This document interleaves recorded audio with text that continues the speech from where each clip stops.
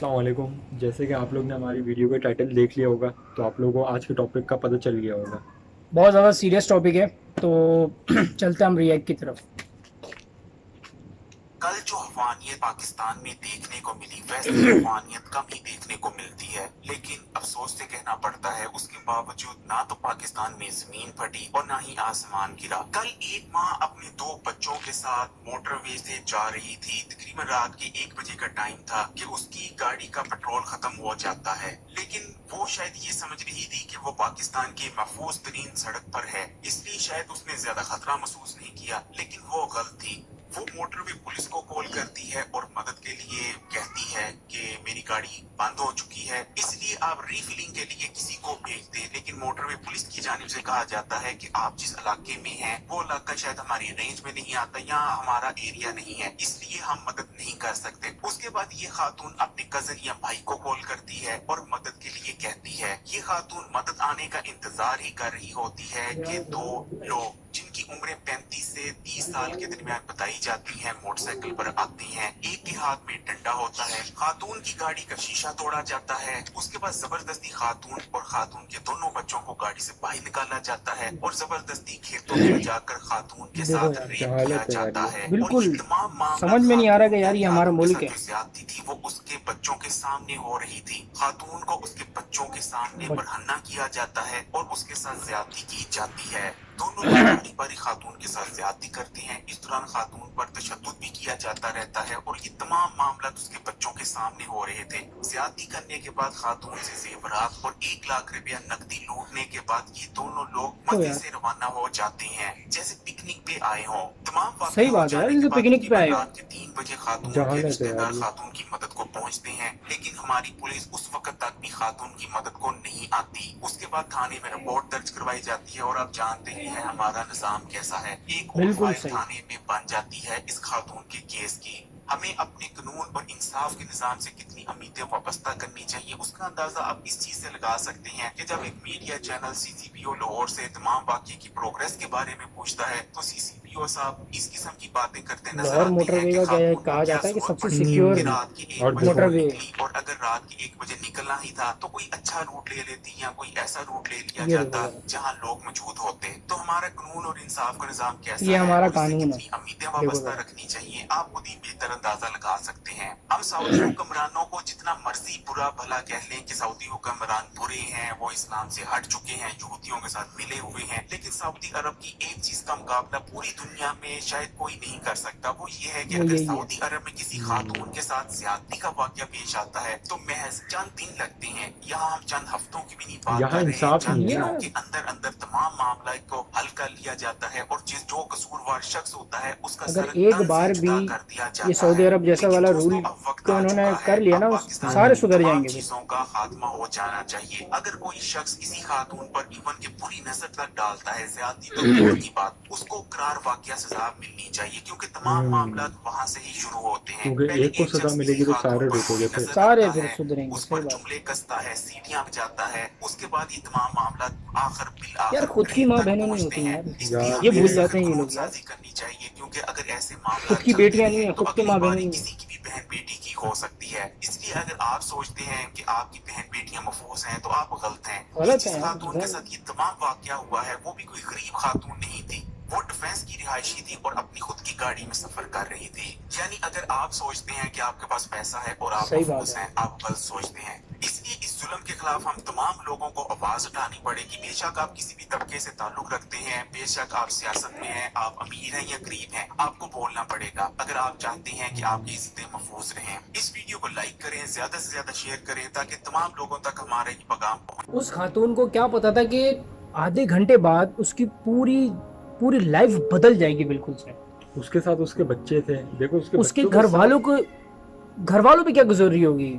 आप जरा एक बार सिर्फ उसका एक बार आप उसके लेवल पे जाके सोच सकें उसके साथ क्या हुआ होगा ऐसा।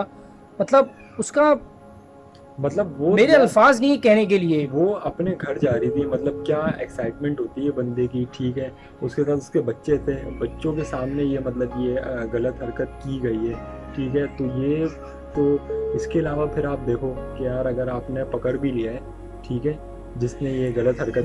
इस वीडियो को आप लोग इतना वायरल करें कि बस ये वीडियो जो है ना हमारे प्राइम मिनिस्टर साहब तक चली जाए वीडियो की। खैर हमारी वीडियो तो नहीं, खैर जो भी अगर आप वीडियो चले भी जाए तो क्या होगा, इंसाफ है हमारे यार, मुल्क में। बस इंसाफ होना चाहिए। समझ में नहीं आ रहा, इंसाफ अगर होना ऐसा चाहिए। हो, अगर इसको कड़क सजा मिलती है ना हाँ, तो फिर ऐसे कभी दोबारा जो ना ऐसा किसी के साथ होगा सजा नहीं। मिलना बहुत ही जरूरी है, बहुत ताकि जरूरी है। आगे कोई ना कदम ना उठा सके। क्योंकि अगर हमने ऐसे जाने दिया तो आगे आप सोच भी नहीं सकते कितनी लोगों की जिंदगी खराब हो सकती है।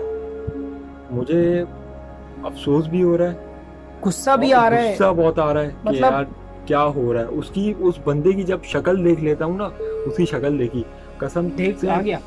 हाँ मुझे बहुत गुस्सा आ रहा था देख के। मैंने बोला कि यार नहीं, उसने सोचा क्या, मतलब कि भाई तुम्हारे बाप का माल है, तुम्हारे बाप का मुल्क है, कहीं पे भी रुक जाओ, किसी के साथ भी कुछ भी बुरा कर लो और आपको कुछ भी कोई नहीं कहेगा।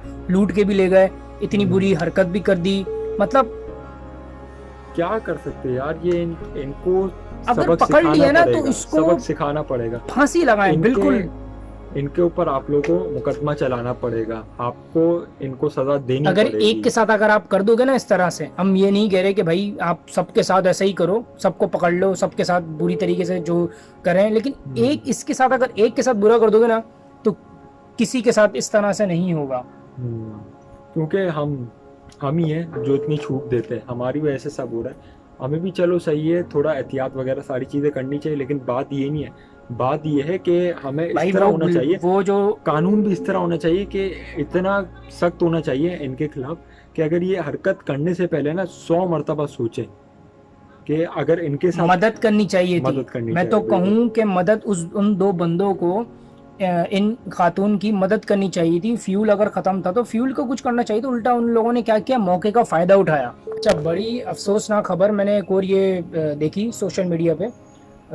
ये जो अभी जुम्मा गुजरा है, फ्राइडे जो गुजरा है, प्रीवियस फ्राइडे को ना, ये एक और हादसा हुआ है।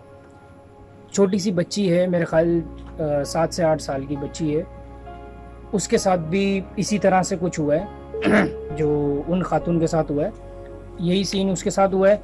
और मुझे बड़ी अफसोस के साथ ही कहना पड़ रहा है कि निदा यासिर के शो में उनको बुलाया हुआ है, उनके मतलब उनसे ऐसे ऐसे सवाल कर रहे हो। बहुत ही गलत है। आप बुला के मतलब यार, ये अगर हादसा हुआ है, इसके बाद आप बुला के फैमिली को बुला के आप उससे पूछ रहे हो कि आप पे अब इतने क्या लोग गुजरती वहाँ है, सारे इतने बैठे लोग। हुए हैं। एक तो शर्मिंदगी है, ये मामला ऐसा होता है कि आप उसको इस तरह आपको हैंडल करना चाहिए। आप बजाय अपनी टीआरपी बढ़ाने के लिए आप दिखा रहे कि बिल्कुल टीआरपी से बढ़ाते हैं ये लोग, लेकिन एक बार उनके पेरेंट्स के बारे में आप सोचो कि वो, चलो कैमरा वो फेस कर रहे हैं, बहुत बड़ी बात है, लेकिन क्या है कि इतने लोग सामने लाइव बैठे हैं और वो आपसे सवाल कर रहे हैं, वो इस तरह से सवाल करें कि क्या हुआ था, कैसे हुआ था, आपके ऊपर कैसे गुजरी, तो आप पे क्या बीती। इनको पैसा कमाना है ना, इनको थोड़ी ना, इनको बस बोल दिया भाई आपकी ड्यूटी है, आपको इनसे इंटरव्यू लेना है, ले लिया इंटरव्यू इनका। तो वो आप लोगों को भी ये पता होगा उस बच्ची के साथ जो हुआ है वो भी यही सीन हुआ है, लेकिन